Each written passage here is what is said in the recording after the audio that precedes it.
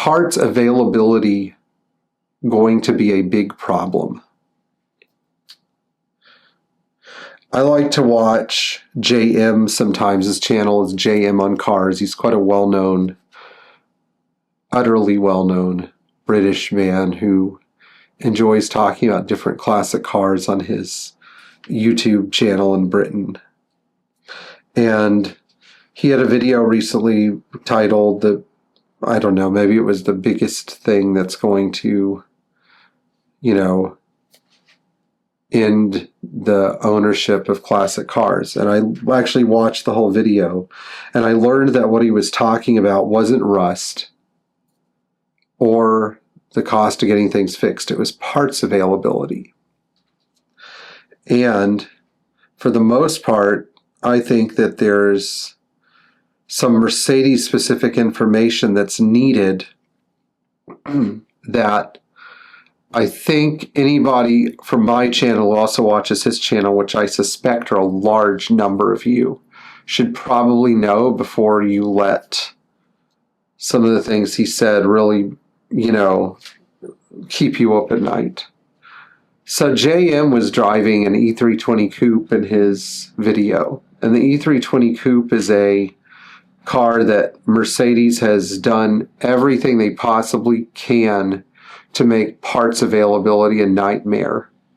You can't get the sealing plate you need that holds the steering box together. That it's like a gasket where you have the input sector of the steering box and the main body of the steering box go together, and there's a big metal reinforced gasket, and if that gasket goes bad, guess what? You can't get one to go find an NOS one, A lot of interior trim parts for the 124 are not readily available, although Classic Trim Parts, if you haven't been to their website, Classic Trim Parts is working very hard to resolve a lot of these issues with high quality injection molded and not 3D printed parts.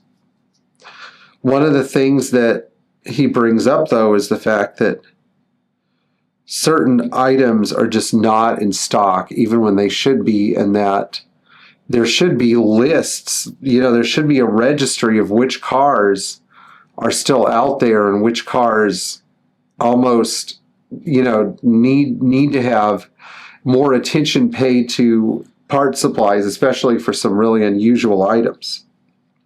So I had a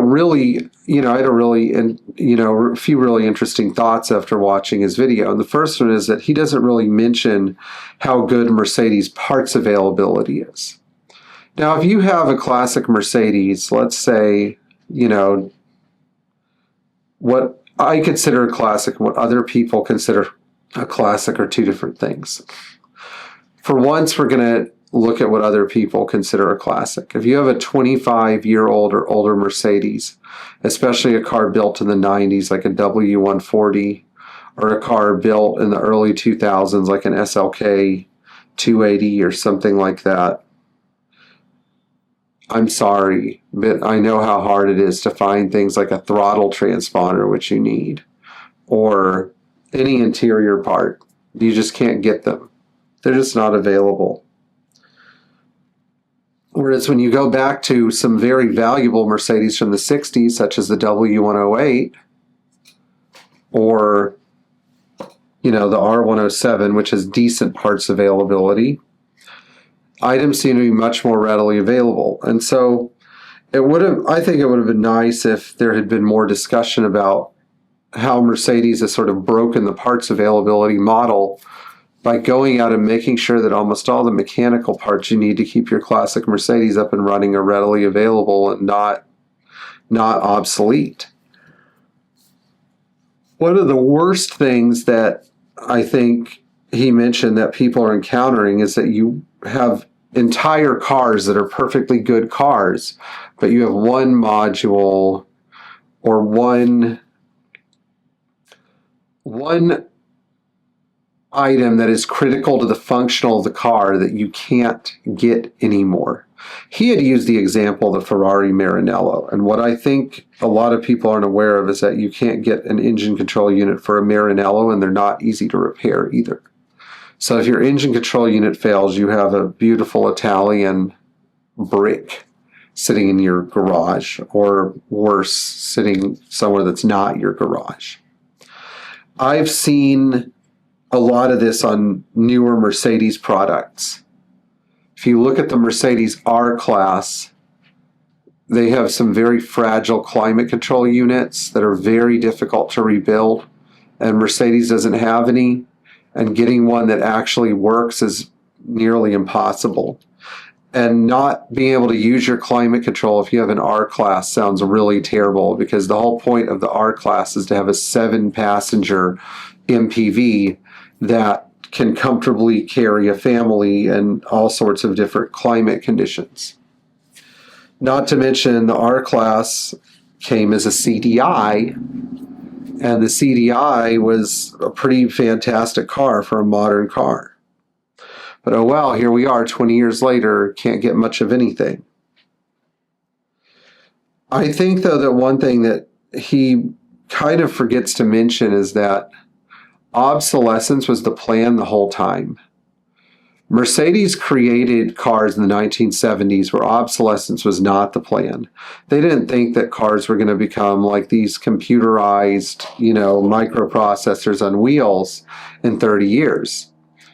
They thought that things were still going to be relatively mechanical, but after 40 years, that wasn't so much the case.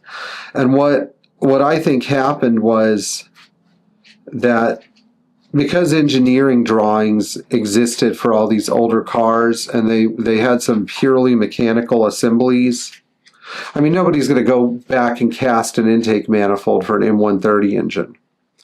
But if they want to make a throttle bushing, it's as simple as putting the coordinates in a CNC machine. Small businesses love this because they can build thousands of a part without having to use too much human labor.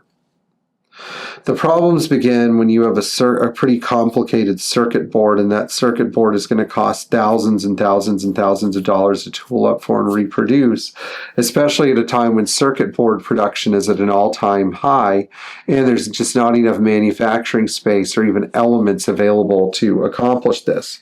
And I wish that Jay had mentioned this, that's one of the reasons why when you have a more modern Mercedes that is a dearth of electronic parts, anytime you're using a circuit board, manufacturing space is going to be more expensive. The manufacturing process is going to be more complex, and there's going to be less of an incentive for the manufacturer to build it.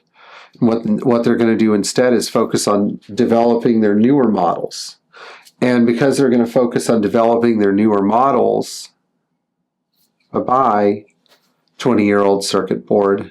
There's no point for us to make you anymore, because 10 years is pretty much the industry standard.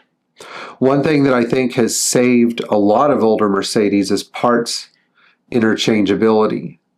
And he did bring this up, that the Ferrari Maranello that he owns uses the same alternator as a John Deere tractor. But what I think he may not have mentioned while driving the 124 was that the 124 has a rear axle spindle bushing that, and I don't know how I even know this, but the 124 has a rear axle spindle bushing that was used on over a dozen Mercedes model platforms. That part's hopefully never going away, unless we replace cars with spaceships, which I don't think is a realistic thought. But what he also didn't mention on that same 124 is that a lower control arm is only available from TRW's Malaysian arm. Can't get the genuine article from Mercedes, and it has an integrated ball joint. This integrated ball joint has made that lower control arm very expensive to make, and has, I think, led to de-incentivizing people to make new ones, even though there are a lot of cars running around with that lower control arm, and it's really too bad because the aftermarket ones are quite bad. We've had all sorts of hardware failures on them. I feel like the cars don't align well with them because of the changes in the dimensions of the part. Who knows? But anyway, this is just a nice little thought that I had on what some of the other YouTubers have to say about parts obsolescence. And I pray to God every day that Mercedes doesn't go down the same path as Audi, where they deliberately make garbage cars that, parts don't exist for. I mean, if I see a 40-year-old Audi, I do a triple take because they just don't exist. If I see a 30-year-old BMW, I do a double take because there aren't that many of them. We shouldn't wait for the same thing to happen with Mercedes either. Anyway, I hope you guys like this video. Please like, share, and subscribe, and enjoy the next video we have, and the one after that. And despite the fact there are many YouTubers competing for your attention, remember that I am a real person. There is no AI-generated Pierre, and I would like it if you could watch my video all the way through without scrolling to another video, and another video, and another video, and another one. See you later.